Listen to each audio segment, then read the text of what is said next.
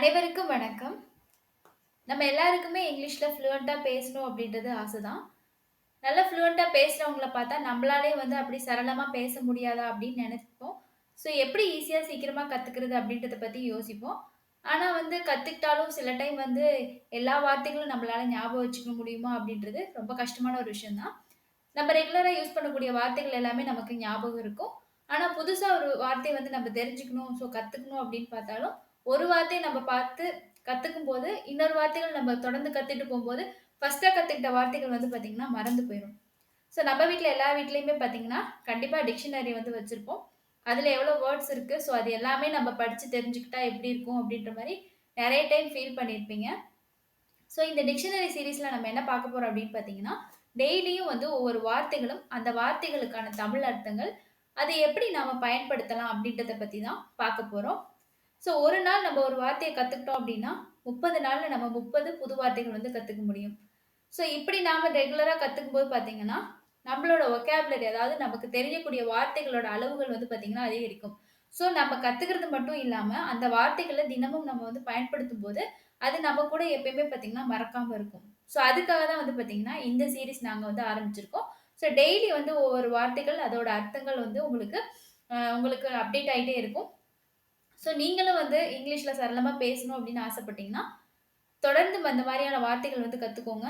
நமக்கு எவ்வளோ வார்த்தைகள் தெரியுதோ, அத பொறுத்து தான் நம்மளால வந்து பார்த்தீங்கன்னா, ஒரு மொழிய நாம வந்து சரளமா பேச முடியும். இப்ப தமிழ் நாம ஏன் பேசுறோம் அப்டின்னா, தமிழ்ல நமக்கு நிறைய வார்த்தைகள் தெரியும். அதனால நம்மளால வந்து பார்த்தீங்கன்னா, சரளமா பேச முடியுது. இதே புதுசா ஒரு மொழிய நாம கத்துக்கும்போது, அந்த மொழியில இருக்கக்கூடிய வார்த்தைகள் நமக்கு தெரியாது. அப்போ அதெல்லாம் நம்ம கத்துக்கிட்டோம் அப்டின்னா தான் நமக்கு பேசுறதுக்கு ஈஸியா இருக்கும். சரி ஓகே வாங்க இன்னைக்கான லெசன்க்குள்ள போலாம். இன்னைக்கு நாம பார்க்க போற வார்த்தை என்ன அப்படின்னு பார்த்தீங்கன்னா, அபாண்டன். இதோட தமிழ் மீனிங் என்ன அப்படின்னு பார்த்தீங்கன்னா, விட்டு விடு, இல்லன்னா கைவிடு, இல்ல ஒரு விஷயத்த இடையில நிறுத்துறது, இடையில் கைவிடு. இப்ப ஏதாவது ஒரு விஷயம் இல்ல அப்படின்னா, ஒருத்தங்கள வந்து கைவிடுறது. நம்ம அந்த விஷயத்த வந்து கன்டின்யூ பண்ணாம அப்படியே விட்டுறது வந்து தான் வந்து பார்த்தீங்கன்னா, அபாண்டன் அப்படின்னு சொல்லி சொல்றோம். இது எக்ஸாம்பிள் பார்த்தோம் அப்படின்னா, I have abandoned the idea of buying a house. So, உங்களோட ஃப்ரெண்ட் வந்து உங்ககிட்ட கேட்குறாங்க, "நீ வந்து வீடு வாங்கலான்னு சொல்லிட்டு பார்த்துட்டு இருந்தியே, வாங்கிட்டியா?" அப்படின்ட்டு. "இல்லப்பா, நான் அந்த ஐடியாவே வந்து கைவிட்டுட்டேன். ஏன் அப்படின்னா, இப்ப வந்து எல்லா மெட்டீரியல்ஸோட ரேட்டுமே இன்க்ரீஸ் ஆயிருச்சு. அதனால வந்து என்னோட பட்ஜெட்ல வீடு வாங்க முடியுமான்னு தெரியாது. அதனால நான் அந்த ஐடியாவ கைவிட்டுட்டேன்." அப்படின்னு சொல்லி சொல்றாங்க.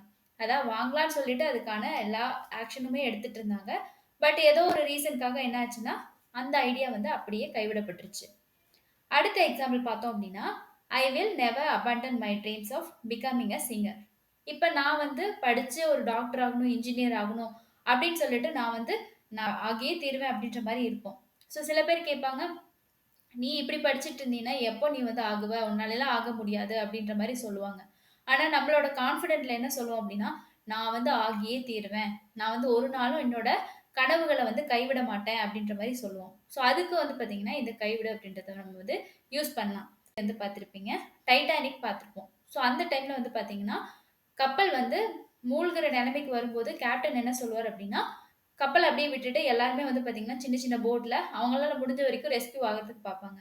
இத எப்படி சொல்லலாம் அப்படின்னு பார்த்தீங்கன்னா, "the captain gave the order to abandon ship."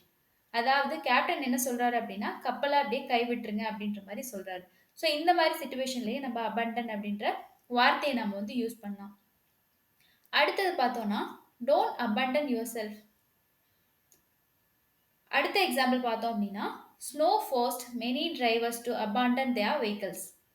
வந்து நீங்க ஃபாரின் கண்ட்ரீஸ்லலாம் பார்த்தீங்கன்னா, ஸ்னோ வந்து அதிகமா இருக்கும். ரோடு ஃபுல்லாவே வந்து பார்த்தீங்கன்னா, ஸ்னோவால ஃபுல்லா கவர் ஆயிருக்கும். அந்த டைம்ல வந்து பார்த்தீங்கன்னா, எந்த வெஹிக்கிளுமே வந்து மூவ் ஆகுறது அப்படின்றது ஒரு சிரமமான விஷயமா தான் இருக்கும். அப்ப என்ன செய்வாங்க அப்படின்னு பார்த்தீங்கன்னா, அவங்க அவங்களோட கார எந்தெந்த இடத்துல அப்படியே நிக்குதோ, அப்படியே விட்டுட்டு அவங்களோட ஒர்க் பார்க்க போயிருவாங்க. இல்லன்னா வீட்டுக்கு போயிருவாங்க. இத தான் வந்து நாம snow forced many drivers to abandon their vehicles. ஸ்னோனால நெறைய டிரைவர்ஸ்லாம் என்ன பண்றாங்கன்னா, அவங்களோட கார்லாம் அப்படி அப்படியே கைவிட்டுட்டு போறாங்க அப்படின்ற மாரி தான் மீனிங்.